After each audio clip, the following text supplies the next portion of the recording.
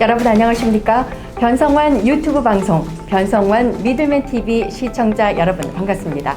저는 변성환 캠프의 부대변인 박시연입니다. 요즘 부산시장 보궐선거가 한참 벌어지고 있는데요. 최고의 화두는 뭐니 해도 바로 가덕신공항입니다. 더불어민주당에서는 2월 정기국회에서 가덕특별법 통과를 기정사실화하고 있습니다.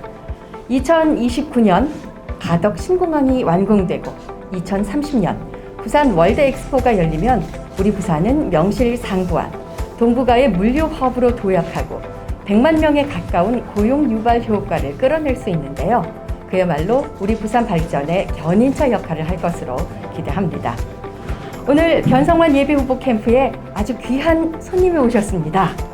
바로 가덕신공항 추진에 기여한 공로로 부산 명예 시민이 되신 송영길 의원께서 오셨습니다. 송 의원께서는 국회 외교통상위원장이자 더불어민주당 동북아 평화협력특별위원회 위원장이십니다. 여러분 같이 한번 인사드릴게요. 반갑습니다. 네, 안녕하십니까? 네, 어서 오십시오. 예, 앞서 제가 부산 명예 부산 시민이 되신 걸 말씀을 드렸는데 명예 부산 시민이 될 정도로 우리 부산과는 어떤 인연이 있으신 거예요? 금방 저희 변성환 후보님 사무실 오기 전에 네. 충녕을공 송상현 동네 부사 이 동상에 제가 절을 하고 왔는데 네. 같은 여산송 씨 할아버지기도 합니다. 아, 네. 저희 집안의 할아버지기도 한데 뭐 그건 자체하고 부산이 우리 동북아의 해양 수도로서 어떤 미래로 나가기 위해서 제가 가덕 신공항 문제를 고민하다 보니까 많이 우리 변성환 후보께서 평가를 해주셔가지고 직접 저에게 명예 시민 자격하게 됐습니다. 예. 긴밀히 제가 검증위원회를 설득하고 네. 국토부를 설득하는데 제가 우리 변 시장 직무대행과 긴밀히 상호 정보를 공유하면서 네. 설득해 나가면서 서로 신뢰가 쌓였습니다. 네. 그런 과정을 직접 보셨기 때문에 저에게 시민증을 준 것 같습니다. 네, 두 분의 믿음, 신뢰가 바탕이 된 그런 관계다라고 말씀하셨는데 또 제가 듣기로는 이 변 후보와 부부와의 또 인연이 또 특별하다고 네, 하시더라고요. 예, 우리 사모님 조기영 사모님은 저의 아내가 이화여자대학교 학생으로 했는데 그 네. 아내의 대학 후배기도 하고 또 제 교회 대학생부에서 활동을 했습니다. 같이. 그래서 참 아끼는 후배였는데 또 민주당에서 만나게 됐고 또 지난 전당대 때 저를 많이 도와줘서 제가 많이 빚을 졌습니다. 예. 그래서 또 이제 갚는다는 의미로 또 이렇게 응원 자오신 것 같습니다.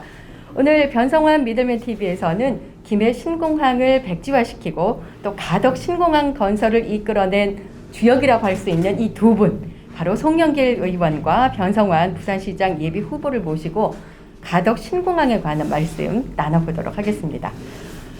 송영길 의원님, 네. 인천공항이 있는 인천시장에서 민선시장을 지내지 않으셨습니까? 네. 인천 단일 허브라는 중앙의 물류정책과는 다르게 이 가덕 신공항 이 건설의 당위성을 꾸준히 주장을 해오셨단 말이에요. 네. 그 이유가 정말 궁금합니다.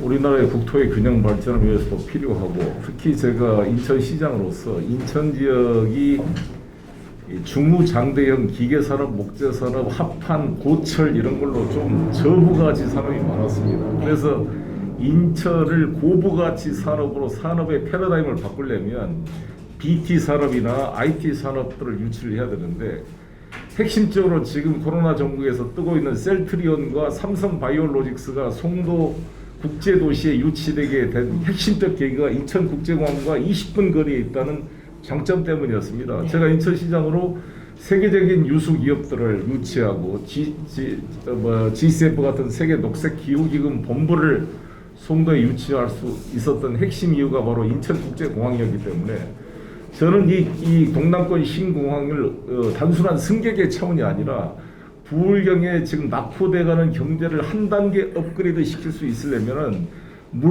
항공 물류를 책임질 수 있는 제대로 된 관문공항이 필요하다는 것을 확실히 제가 인식하고 있었기 때문에 강력히 주장할 수가 있었다 이렇게 생각합니다. 예, 아무래도 국가 경쟁력 차원에서 또 국토 균형 발전 차원에서 우리 가덕 신공항이 꼭 필요하다라는 그런 말씀이신 것 같습니다.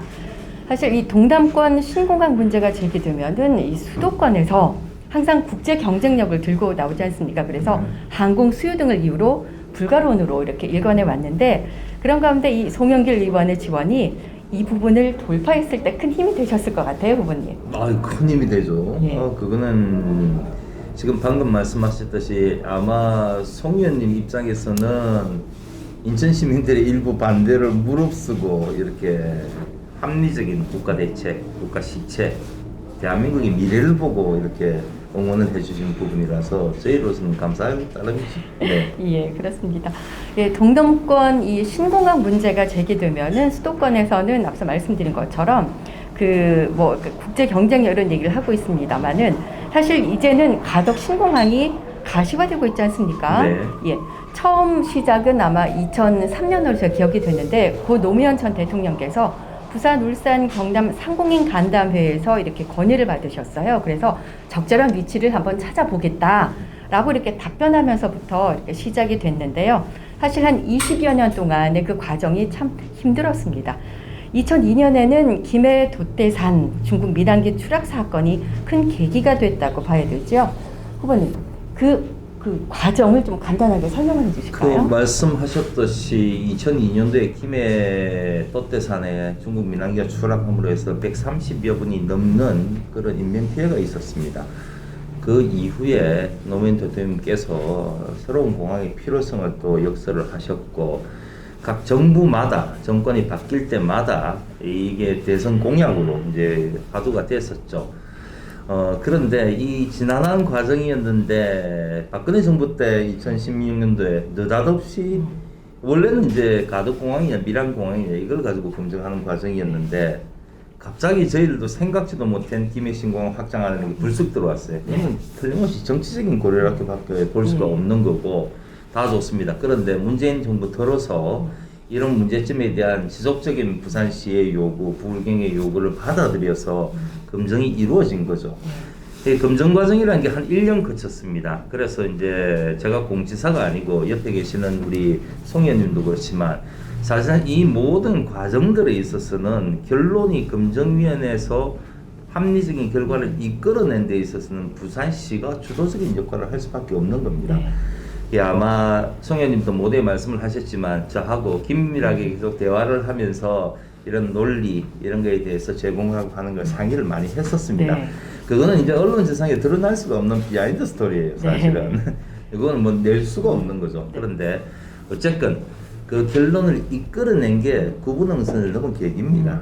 그래서 그 지난한 1년의 과정 동안 정말 부산시 신공항본부를 중심으로 해서 저하고 논리 싸움을 치열하게 했고 그 결과로 이끌어냈고 그 이후에 법안을 만드는 과정에서도 저희 시에서 만든 그런 법안을 가지고 저희 시가 이제 입법을 할 수는 없으니까 우리 더불어민주당 의원님들이 전부 다 우리 옆에 계시는 송 의원님도 공동 발의자십니다. 참여를 해주셔가지고 특별 법안을 발의를 한 겁니다.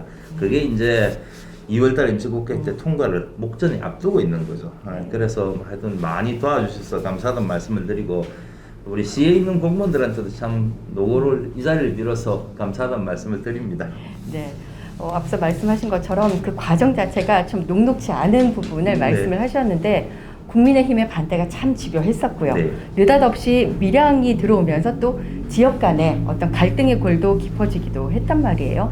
그리고 또 그 과정 속에서 TK 지역의 반대, 예, 그리고 또 앞서 말씀하신 대로 그 김해 신공항이라는 그 장명 때문에 좀 사실 좀 힘든 그런 부분들이 너무 많았어요. 네. 예. 그래서 이 부분은 지금도 이제 아직도 짠지를 걸고 있죠. 일부.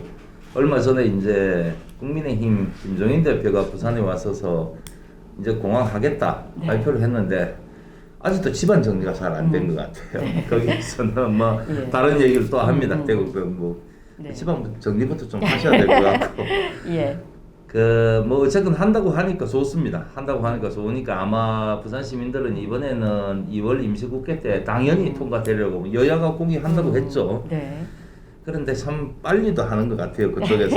이게 뭐 다 차려진 밥상에 숟가락 얹는 것도 아니고 너무 늦게 이렇게 하는 법에 대해서는 저희로서는 부산 시민의 입장으로 참 유감스럽고 지켜보겠습니다. 하여튼 얼마나 뭐 또 적극적으로 도와주는지 네. 잘 부산 시민들과 함께 지켜보겠습니다. 예. 근데 뭐 지켜보든 어쨌든 간에 우리 송 의원님 옆에 계시지만 뭐 반대하는 걸 무릅쓰고 강행실이라도 할 태세니까 우리 민주당은 예. 그걸 잘 시민 여러분께서 봐주셨으면 좋겠어요. 예. 예, 그 뭐 대구 경북 지역의 반대 또 국토부의 반대가 또 만만치가 않았는데 재검증 그 또 백지화를 끌어내는 과정에서 예, 서로 간의 어떤 그 믿음과 신뢰 부분이 많이 좀 네. 담보가 됐었던 네. 것 같아요. 그 과정 속에서 가장 어려웠던 부분을 조금 얘기를 해볼까요? 서로의 덕담도 좀 나눠가면서 우리 해볼까요? 의원님 먼저 말씀하시죠. 아니 우리 변성환 직무대행과 박동석 그 추진본부장을 비롯한 부산시 공무원들이 정말 일을 잘 이렇게 하고 깊게 연구해서 자료를 제공하지 않았으면 쉽지가 않았을 것입니다. 네. 이게 이렇게 문재인 정부 들어서도 좀 늦어진 이유가 국토부가 아주 소극적이었고 국토부 장관도 그 국토부 관리들의 생각에 쇠뇌가 되어서 소극적이었습니다. 심지어 변창흠 신임 장관조차도 제가 내정됐을 때 미리 만나가지고 가덕도 신공항에 쭉 설명을 했음에도 불구하고 계속 소극적인 모습을 보이는 이유가 왜 그러냐면 이미 국토부 실국장 관계자들이 이 김해 신공항 확대로 다 일을 해왔기 때문에 이것을 번복하게 되면 감사원에 감사를 받을 그런 두려움이 있습니다. 그렇기 때문에 이것은 국회가 입법으로 처리하지 않으면 안 되는 건데 사실 이번에 부산시장 선거가 없었다면 쉽지가 않을 겁니다. 이 부산시장 선거가 생기니까 야당도 어쩔 수 없이 지금 신용을 내고 있는데 어제도 국회 대정부 질문 제가 본회의장에 앉아 있는데 국민의힘 의원이 노골적으로 반대. 그 의원 이름이 뭐였죠? 그 대구 쪽 의원이신 것 같은데. 김희국 의원님께서 아예 그냥 노골적으로 변창흠 장관한테 그 백지화 해야 된다 이렇게 해서 참 저게 콩나물 집안이다. 콩나물 집안이다. 이런 생각이 들어서 여기 계신 박형준 후보님이나 이현주 후보님 여기 부산의 국민의당 후보들께서 시민들에게만 이렇게 말하지 마시고 당 지도부에 가서 농성을 하든지 공식적으로 확실한 입장을 정리해가지고 부산 시민에게 말하는 게 똑똑한 자세가 아닐까 생각합니다. 네. 뭐 우리 송 의원님 말씀하신 거 제가 100% 공감을 하고요. 아까 과정을 좀 말씀드리면은 그 과정에서 검증 과정에서 참 많이 다녔습니다. 저도 뭐 총리님도 직접 만나 뵙고 이낙연 대표님도 만나 뵙고 총리실도 방문을 하고 그 다음에 또 뭐 국무조정실장, 국토부 장관 다 만나 뵈면서 이렇게 말씀을 드렸죠. 그런데 검증 과정에서는 그분들이 이렇게 하겠다 저렇게 하겠다 말은 못합니다. 어쨌든 과정이었으니까. 근데 우리 송영길 의원님하고 과정에서는 항상 이게 대화를 하면서 송 의원님도 들은 논리, 그쪽에서는 어떤 논리를 가지고 얘기를 하는데 그러면 저희들이 연구된 거를 다 다시 연구를 하고 자료를 수집하고 또 드리고 저희들도 공부도 하고 또 저희들이 문제 생기는 부분에 대해서는 같이 상의를 하면서 논리적인 축적을 많이 드죠. 아마 송 의원님이 공항 문제에 있어서는 제일 많이 아실 겁니다. 네. 국회의원님들 중에. 또 뭐 김종호 의원님이나 저기 검증단에 주도적으로 했던 분들도 물론 많이 아시고 한데 근데 저희들하고 이런 관계 속에서 이런 걸 이끌어냈다는 거는 정말 큰 성과라고 보고요. 또 앞으로도 지금 이제 저희가 시에서 준비한 것도 특별법안이라는 거는 어차피 그 법안 자체에서도 국회에서 그 논의를 할 때 입법도서관이 검토보고서 쓰고 합니다. 거기에 대한 논리적인 뒷받침을 해야 되기 때문에 제가 있을 때도 계속 뒷받침을 하고 있고 아마 무난히 잘 통과되리라고 봅니다. 예. 일단은 뭐 무난하게 통과되겠다. 그리고 당론으로 통과를 확신하고 있긴 합니다만은 네. 아무래도 유일한 변수는 이 국민의힘에서 동시에 발의한 그 대구 경북 신공항 특별법이 있지 않을까요? 어떻게 전망하십니까? 이미 대구 KT 공항은 추진이 되고 있기 때문에 굳이 네. 특별법이 필요한지 저는 이해가 안 되는 건데요. 물타기가 아닌가 싶고요. 실제로 그것은 기부대 양형 방식으로 이미 공항 부지까지 네. 확정이 돼서 부지 의성 그 중간 지역에 이미 돼서 추진이 되고 있습니다. 네. 그리고 저는 대구 경북과 윈윈이 돼야 된다고 생각합니다. 왜 김해 공항 확장할 때는 아무 말도 안 하다가 가덕도 공항 오면 반대하느냐. 동남권 신공항 자체를 반대하는 것이 아닌 이상 김해 신공항을 오든 가덕도로 오든 실제로는 비용 차이가 별로 안 난다는 거 아닙니까? 네. 거의 7조 원 규모에서 왔다 갔다 하고 실제로 김해 신공항 앞에 있는 많은 고정 장애물에 대한 이 제거 비용이 약 2조가 되는 돈이 다 넘게 생략돼 있어서 실제로 김해 신공항은 환경 문제나 군 공항 관련된 여러 법규 때문에 집행하기도 쉽지 않겠지만 하더라도 비용이 더 들 수 있어요. 또 연약 집안이고 그래가지고 그래서 저는 우리 이천 시민들한테도 아니 김해 신공항을 추진은 아무 말도 반대 않다가 네. 가덕도 온다니까 반대하는 것은 자기 모순이다. 오든 그건 알아서 이 보울경 시민이 결정하도록 네. 존중해야 된다 이런 생각입니다. 저도 한번 부연 말씀을 드리면은 과거에 2016년도에 ADFI가 김해 신공항 확장안을 해야 된다 이런 발표를 했을 때 대구 경북에서 용역 결과까지 얘기를 하면서 김해 신공항 확장은 안 된다고 발표를 했어요. 반대 성명. 근데 지금은 또 하라는 거죠. 김해 신공항. 뭐 어떤 장단에 이렇게 발음하셔야 될지 잘 모르겠어요. 그리고 네. 기본적으로 김해 신공항 여기가 부산에 이제 가덕공항을 설치하는 거하고 대구 경북 통합공항을 이전하는 문제하고는 바탕부터가 다른 문제입니다. 네. 무슨 말이냐면은 대구공항의 도심 한가운데 있죠. 그 공항은 군사공항을 그 군사공항의 이전 문제입니다. 그거는 그래서 우리는 군사공항의 이전 문제가 아니고 기존에 넘치는 수요, 김해공항에 넘치는 수요를 대체하기 위해서 어떻게 다른 공항을 만드냐. 그러면서 그 김해 돛대탄 사고로 인해서 하는 보다 안전한 공항, 이왕 만들 거면 안전하고 24시간 운영 그런 공항을 만든다는 태생부터가 다른 거예요. 근데 그거를 같은 선상에서 놓고 이 법이 통과가 돼야만 이 법이 통과가 시켜준다. 이런 거는 전형적인 물타기입니다. 송 의원님께서는 말씀하셨듯이. 그래서 내용 자체에 대한 숙지가 분명히 필요한 거고요. 우리 20년 넘게 부산 시민들이 그런 논쟁 때문에 사실은 이게 지금도 아직 의문을 품고 있는 거죠. 그게 희망 고문이라는 표현을 했는데 다시 그거를 들고 와서 이걸 통과돼야 된다? 이런 논리로는 절대 안 된다고 봅니다. 무조건 이번에는 저희들도 성현들도 말씀하셨지만 대구 경북 통합관 이전하는데 반대 안 합니다. 네. 저희들도 적극적인 찬성 입장을 표명한 만큼 저희들은 그걸 가더라도 저희들은 별개로 가덕공항 관련된 특별법은 통과가 이번에 돼야 된다고. 네. 핵심적인 쟁점은 이제 동남권 신공항이 하나만 있어야지 여기가 크게 생기면 K2 공항의 수요를 뺏겨서 그 공항 자체가 뭐 제대로 안 될 것이다라는 그런 우려 때문에 대구 경북 분들이 반대할 수가 있는데 제가 항상 강조하듯이 항공 수요는 앞으로 폭발하게 돼 있습니다.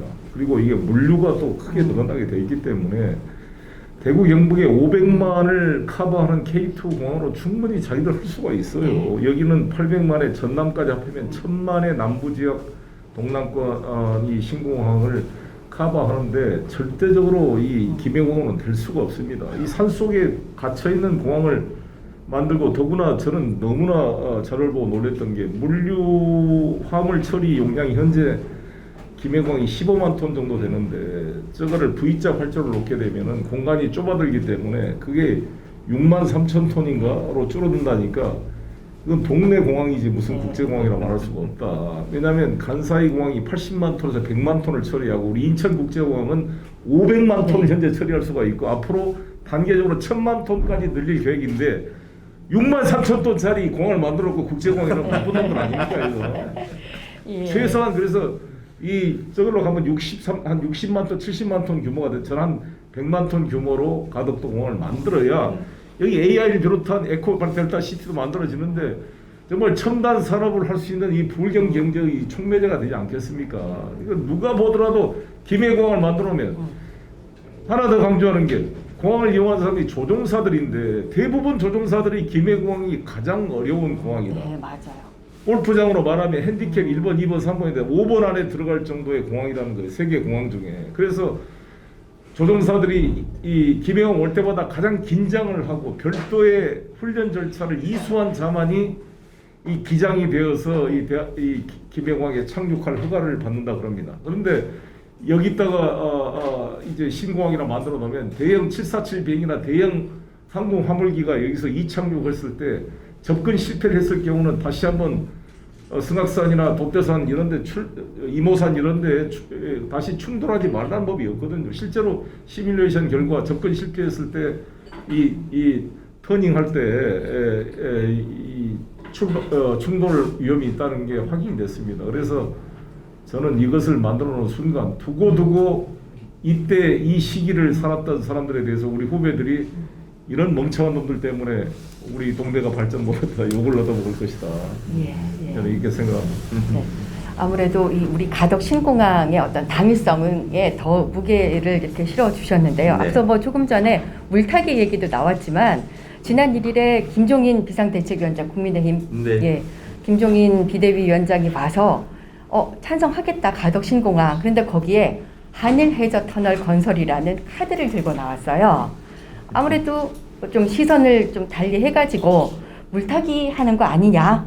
라고 이렇게 많은 분들이 이렇게 얘기를 하고 계신단 말이에요.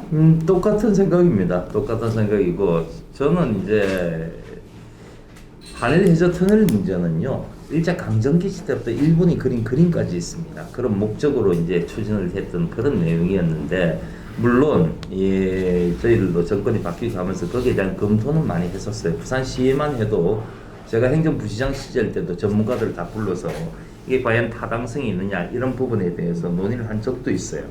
그런데 그런 논의의 결과가 접었죠. 접은 이유는 뭐 경제성이나 타당성이 합리적이지 않은 게 아니다고 해서 접었던 겁니다. 저희들이 스스로 판단해서 한 게 아니고 전문가들 참여했던 거죠. 근데 지금은 어떻습니까? 상황이 더 안 좋죠. 네.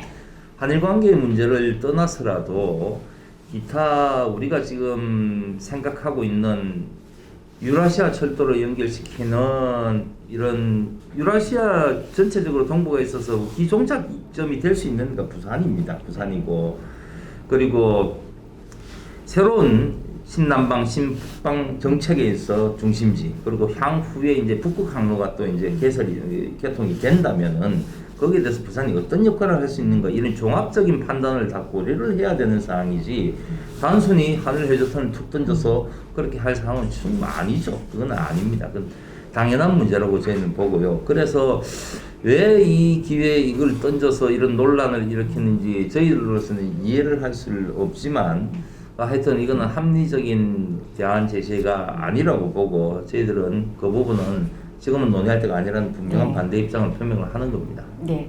그만큼 이 가덕 신공항 건설에 대해서 우리가 더 힘을 실어야 된다라는 맞습니다. 그런 말로 이렇게 우리가 이해를 할 수 있을 것 같습니다. 그렇습니다. 지금은 아무튼 동남권 신공항 문제에 가덕 신공항 건설에 집중해야지 우리 김종인 대표께서 당내 분란 이것을 좀 다른 곳으로 시선을 돌리기 위해서 물타기를 해서는 안 된다고 보여지고요.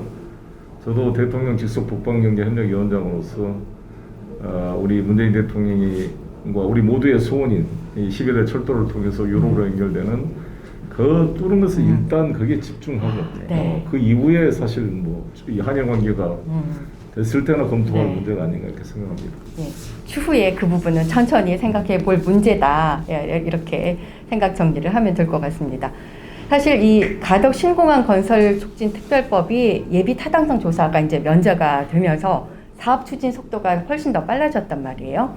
그리고 그 국가가 공항 관련 인프라 건설에 재정 지원 혜택을 제공하는 등의 그 내용을 이렇게 담고 있는데 사실 우리 부산시와 또 부산 시민이 바라는 게 2030 부산 월드 엑스포 이전에 완공됐으면 좋겠다라는 그런 바람이란 말이에요. 네. 가능할까요? 그거는 뭐 바람이기도 하고요. 당연히 그렇게 돼야 됩니다. 그렇게 해서 패스트트랙을 밟아야 되고 그거를 위해서 이제 특별 법안이 만들어지는 거죠.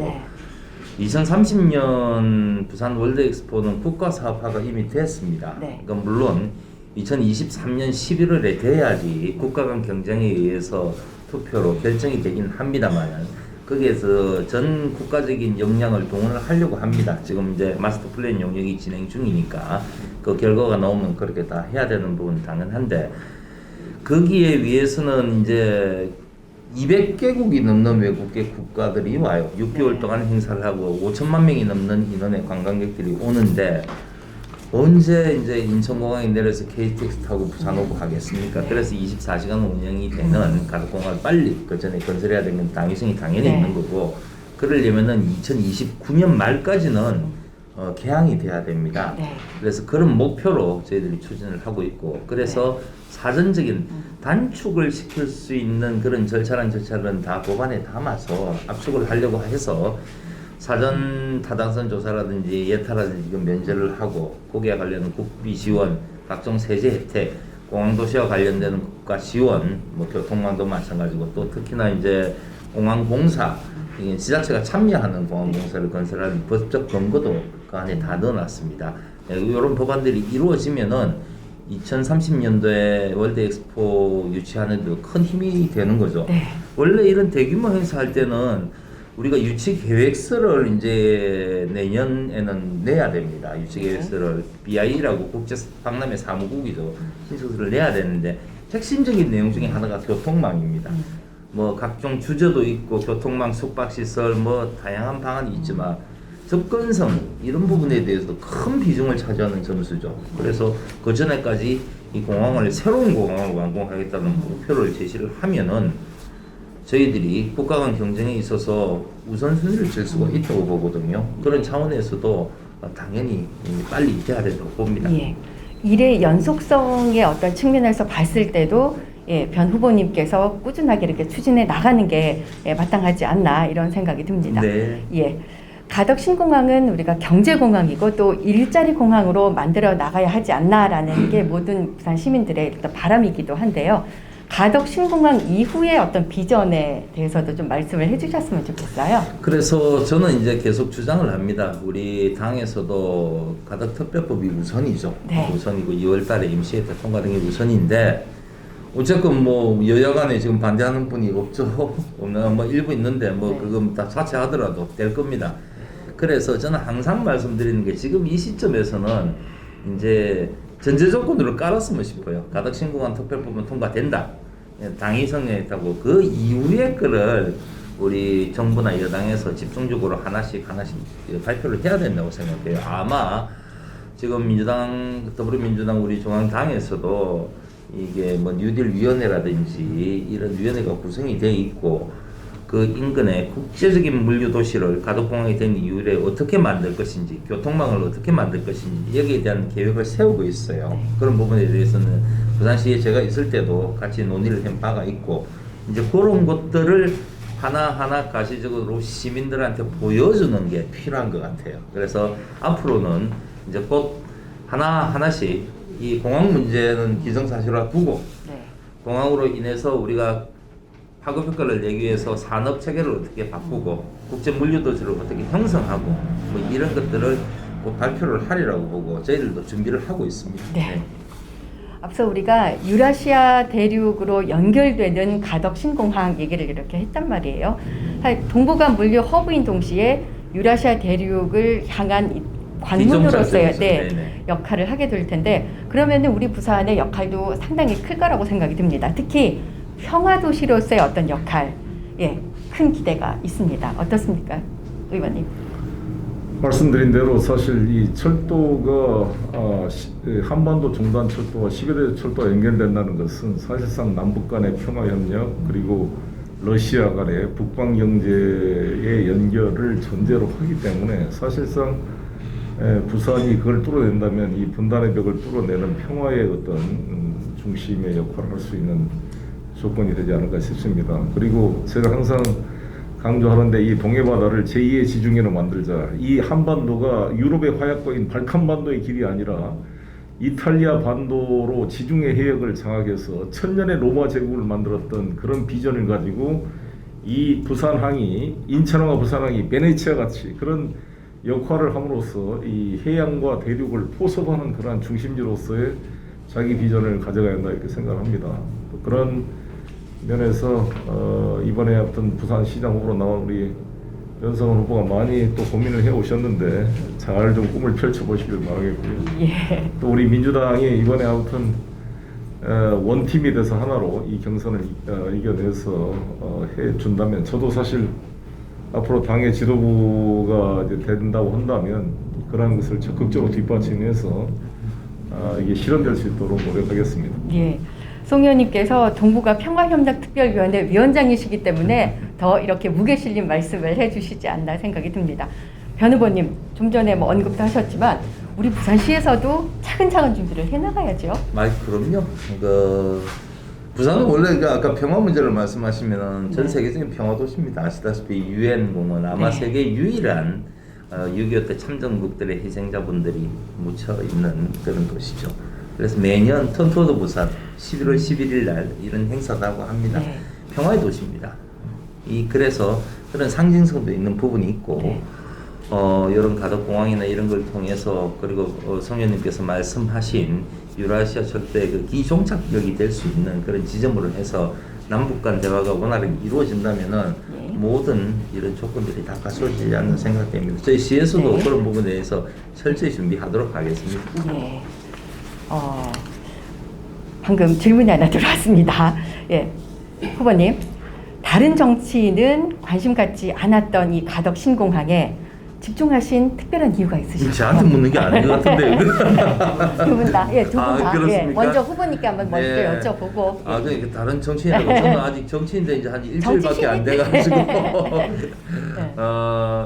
가덕공항 문제는요, 뭐 다들 아시겠지만 부산의 미래, 대한민국의 미래를 결정하는 굉장히 신성장 동력입니다. 그리고 수도권 일극체제라고 그러죠. 뭐 이미 대한민국 인구의 과반수가 수도권이 다 집중이 되어 있는 이런 단계에 균형 발전 얘기를 할 때는 제일 핵심적인 내용입니다. 우리가 수도권에 대척할 수 있는 여러 가지 이제 메가시티 플랜을 각 지역별로 다 하고 있는데 부산의 인구 800만, 부울경이 800만, 그리고 GRDP도 이제 수도권 다음으로 2위 쪽 다 합치면은 2위 규모 있는 그런 경제력이 있는 도시이기 때문에 사제에 또 우리 민주당 정권의 세계 단체장님들이 있을 때 메가시티 플랜에 대해서는 적극적으로 동참을 하고 한 바가 있기 때문에 이런 균형 발전 메가시티 플랜의 가장 핵심적인 부분이 가덕공항입니다. 네.